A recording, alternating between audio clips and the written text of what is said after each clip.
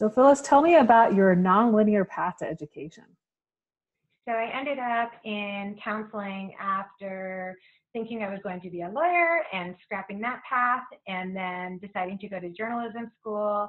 And I ended up working in magazine publishing for nearly a decade before I went back to school to get my degree in counseling.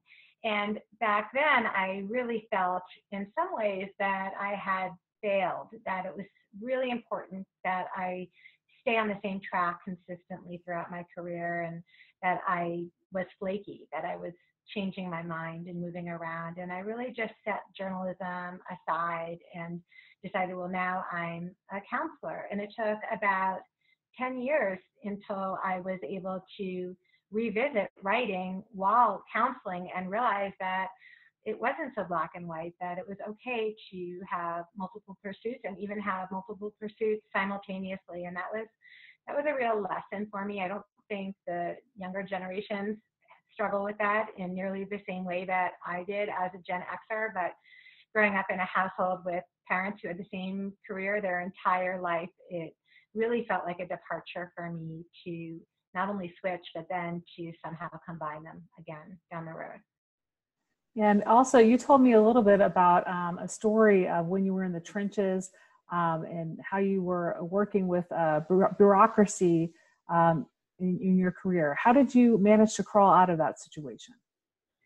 So that actually ties into the nonlinear path. I think the reason I started freelancing again is because I had embarked on a really long, arduous, pretty much volunteer pursuit to do some research that I thought would help kids. Mm-hmm. And due to a lot of bureaucratic things that happen in very large school districts, I wasn't able to do that research. I wasn't able to complete the project. And as a result, I was frustrated and decided I was going to need another way to express myself and share the information that I wanted to get out there, to not just help the kids in my own school, but to help kids in other schools and to help parents as well. And that's when I started freelancing again. And the research project itself, the details of it are not important, but what is important for me personally for my own journey is when I embarked on that research project, and I was probably 40 at the time that I was working on it. I was definitely conflict averse.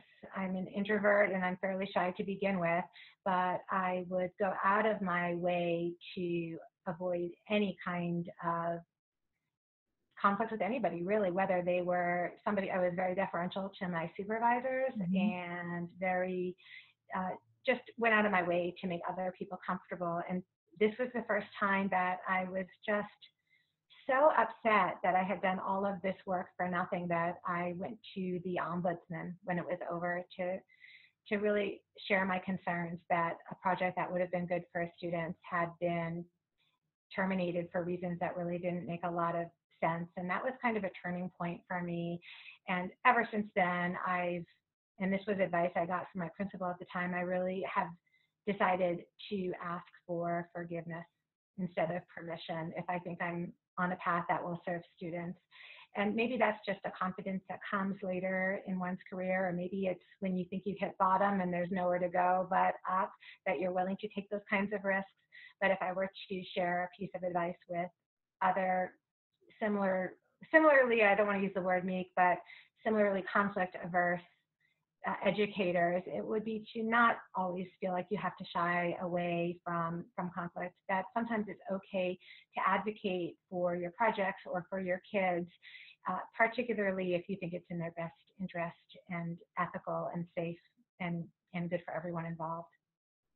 No, I think that's great advice to people who are wanting to take risks and thinking of a project or something they'd like to do. But if you can show how it will benefit kids and how it's best for kids, then you have more likelihood to get that off the ground.